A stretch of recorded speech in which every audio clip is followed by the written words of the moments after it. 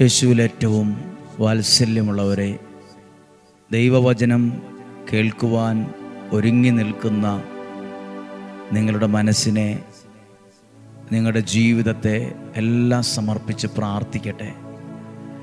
Daily ബ്ലെസ്സിങ്ങിലൂടെ വചനം കേൾക്കുന്ന എല്ലാവർക്കും വേണ്ടി പ്രാർത്ഥിക്കുന്നു. ഈ ആലയത്തിൽ നിയോഗം സമർപ്പിച്ച് പ്രാർത്ഥിക്കുന്നവരെ ഞങ്ങൾ ഓർക്കുന്നു. ഈ വചനം പറയുന്ന ഈ അൾത്താരയിലിരിക്കുന്ന ഓരോ ആവശ്യങ്ങൾ, ഓരോ നിയോഗങ്ങൾ, പ്രത്യേകിച്ച് അവരുടെ മക്കൾക്ക് വേണ്ടി അവരെക്കുറിച്ചുള്ള 3 സ്വപ്നങ്ങൾ, ആഗ്രഹങ്ങൾ എഴുതി വച്ച് പ്രാർത്ഥിക്കുന്ന ഒത്തിരി നിയോഗങ്ങൾ ഈ അൾത്താരയിലുണ്ട്. പൊതുവായ ആവശ്യങ്ങളുണ്ട്. എല്ലാ നിയോഗങ്ങളെയും ദൈവത്തിൻ്റെ ശക്തിയിൽ ഏൽപ്പിച്ചുകൊണ്ട് ഇങ്ങനെ പ്രാർത്ഥിക്കുക: കർത്താവേ, വചനം കേൾക്കുന്ന ഓരോ വ്യക്തികളെയും കുടുംബങ്ങളെയും ദൈവശക്തി തൊടണമേ. വചനത്തിൽ നിൽക്കുന്ന ഓരോ ആവശ്യങ്ങളെയും ആഗ്രഹങ്ങളെയും നിയോഗങ്ങളെയും ദൈവത്തിൻ്റെ ശക്തി തൊടാനിടയാകണമേ. കർത്താവേ, അങ്ങയുടെ അത്ഭുത ശക്തി ഈ കുടുംബത്തെ തൊടണമേ.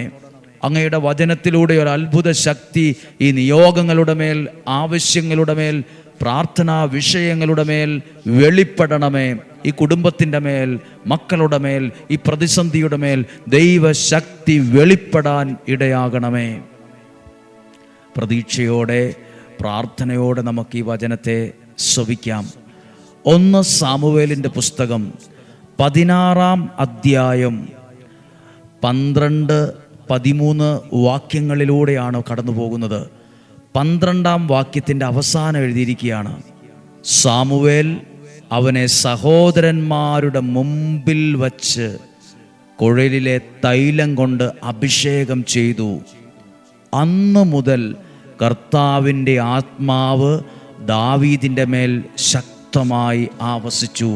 അന്നു മുതൽ, ആ നിമിഷം മുതൽ, ദൈവത്തിൻ്റെ അഭിഷേകം കിട്ടിയ ആ നിമിഷം മുതൽ, പ്രിയപ്പെട്ട ഒരു ദൈവത്തിൻ്റെ വചനം ഓരോ ദിവസവും കേൾക്കുമ്പോൾ നിങ്ങളിലും നിങ്ങളുടെ കുടുംബത്തിലും ദൈവത്തിൻ്റെ ആത്മാവ് ശക്തമായി ആവസിക്കുന്നുണ്ട്.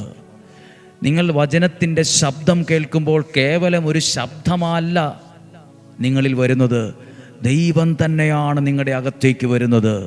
ദൈവം തന്നെയാണ് നിങ്ങളുടെ കുടുംബത്തിൽ ആയിരിക്കുന്നത്. ദൈവവചനത്തിൻ്റെ ശബ്ദം കേൾക്കുമ്പോൾ വചനം ദൈവമാണ്, ദൈവം തന്നെയാണ് എൻ്റെ അകത്തേക്ക് വരുന്നത്. ദൈവത്തെ തന്നെയാണ് ഓരോ വ്യക്തികളും സ്വീകരിച്ചു കൊണ്ടിരിക്കുന്നത്. ഇവിടെ സാമുവേൽ കുഴലിലെ തൈലം കൊണ്ട് അഭിഷേകം ചെയ്തപ്പം ദാവീദിൻ്റെ മേൽ അന്ന് മുതൽ ദൈവത്തിൻ്റെ ആത്മാവ് ശക്തമായി വസിക്കാൻ തുടങ്ങി. കർത്താവേ, അങ്ങയുടെ വചനത്തെ സ്വീകരിക്കുന്ന ഞങ്ങളിലും ഓരോ ദിവസവും ദൈവത്തിൻ്റെ ശക്തമായ സാന്നിധ്യം ഉണ്ടാകണമേ. ഇപ്പോൾ നമ്മൾ ചിന്തിക്കും, ഇങ്ങനെ അഭിഷേകം കിട്ടിയിട്ട് എന്താ പ്രയോജനമുണ്ടായത്? അത്ഭുതകരമായൊരു കാര്യം ഞാൻ വായിക്കാം. 18-ാം അധ്യായം 1 സാമുവേലിൻ്റെ പുസ്തകം 18-ാം അധ്യായം 11-ാമത്തെ വാക്യം ഇങ്ങനെയാ: അഭിഷേകം കിട്ടിയ ദാവീദിനെ കൊല്ലാൻ നോക്കി സൗൾ. കുന്തവെറിഞ്ഞു കൊല്ലാൻ നോക്കി, തകർക്കാൻ നോക്കി, ഇല്ലാതാക്കാൻ നോക്കി. ഞാൻ വായിക്കാം എന്താ അനുഗ്രഹം ലഭിച്ചതെന്ന്. ദാവീദിനെ ചുമരോട് ചേർത്ത്, ഭിത്തിയോട് ചേർത്ത് തറയ്ക്കാൻ ഉദ്ദേശിച്ചുകൊണ്ട് സൗൾ കുന്തം എറിഞ്ഞു, ഉന്നം പിടിച്ച് എറിഞ്ഞു.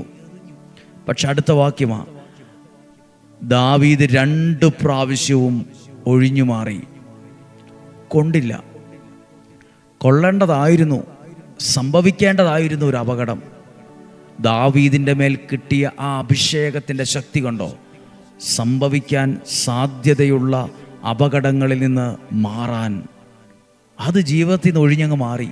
ആ പ്രശ്നം അങ്ങ് മാറിപ്പോയി. ഒഴിഞ്ഞു മാറാനുള്ള ഒരു വിവേകവും ഒരു ആത്മധൈര്യവും ആ സമയത്ത്, കൃത്യസമയത്ത് കിട്ടി.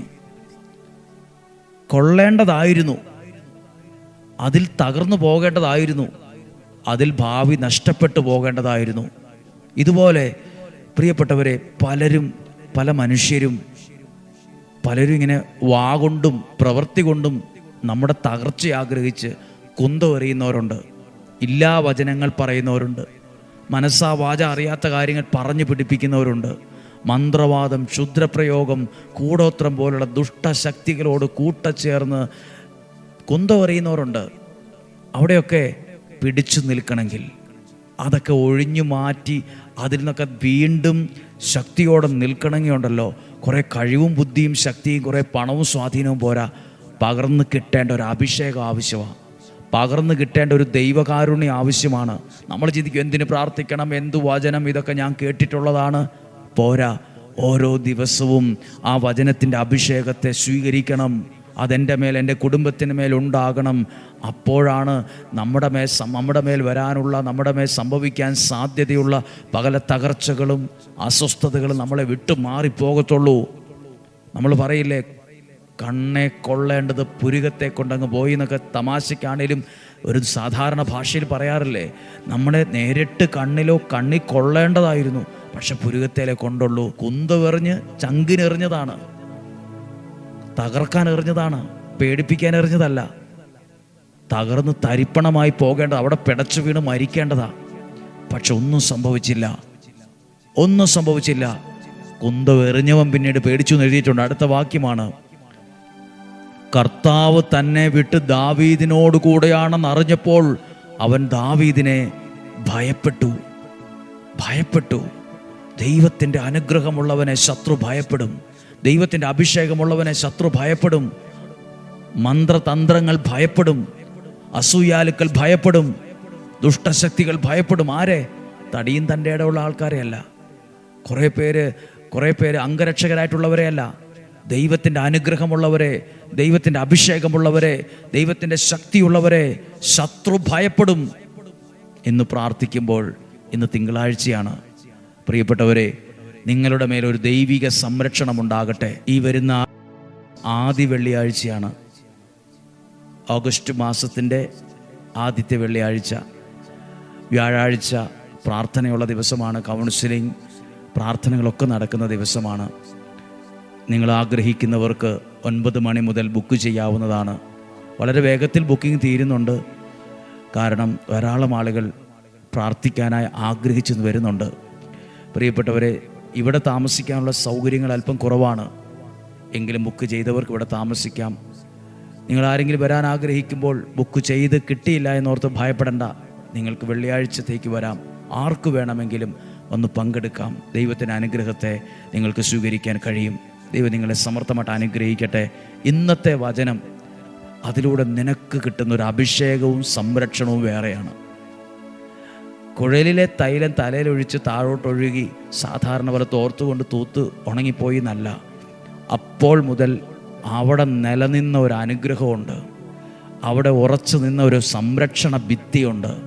ദൈവവചനം കേൾക്കുന്ന നിനക്കും നിൻ്റെ കുടുംബത്തിനും ലഭിക്കുന്നത് കേവലം ഒരു ശബ്ദം കേട്ടു എന്നല്ല, അതിലൂടെ കിട്ടുന്നൊരു അഭിഷേകമുണ്ട്, അതിലൂടെ കിട്ടുന്ന ഒരു അനുഗ്രഹമുണ്ട്, അതിലൂടെ കിട്ടുന്ന ഒരു സംരക്ഷണമുണ്ട്. നമ്മുടെ കർത്താവ് ഈശോ മിശിഹായുടെ കൃപയും പിതാവായ ദൈവത്തിൻ്റെ സ്നേഹവും പരിശുദ്ധാത്മാവിൻ്റെ സഹവാസവും നിങ്ങളോടുകൂടെ ഉണ്ടായിരിക്കട്ടെ. കർത്താവ് ഇന്നുവരെ ഈ ആലയത്തിൽ വന്നവരെ ഞങ്ങൾ ഓർക്കുന്നു, കൽക്കുരിശിൽ എണ്ണയൊഴിച്ച് പ്രാർത്ഥിച്ചവരെ ഞങ്ങൾ ഓർക്കുന്നു, നിയോഗത്തോടെ പ്രാർത്ഥിക്കുന്നവർ, നിയോഗ പ്രാർത്ഥന ചൊല്ലുന്നവർ, നൊവേനയിൽ പങ്കെടുക്കുന്നവർ, മുട്ടിലിഴഞ്ഞ് പ്രാർത്ഥിക്കുന്നവർ, സകലരെയും ഞങ്ങൾ ഓർത്ത് പ്രാർത്ഥിക്കുന്നു. ഈ ആലയത്തിൽ ഇന്നുവരെ വന്നിട്ടുള്ള സകല വ്യക്തികൾക്കും നിയോഗങ്ങൾക്കും വേണ്ടി പ്രാർത്ഥിക്കുന്നു. ഡെയിലി ബ്ലെസ്സിങ് ലോകത്തിൻ്റെ വിവിധ രാജ്യങ്ങളിൽ, ദേശങ്ങളിൽ, അയൽ ദേശങ്ങളിൽ ഒക്കെ ഇരുന്ന് കേൾക്കുന്ന സകല വ്യക്തികളെയും അനുഗ്രഹിച്ചു പ്രാർത്ഥിക്കുന്നു.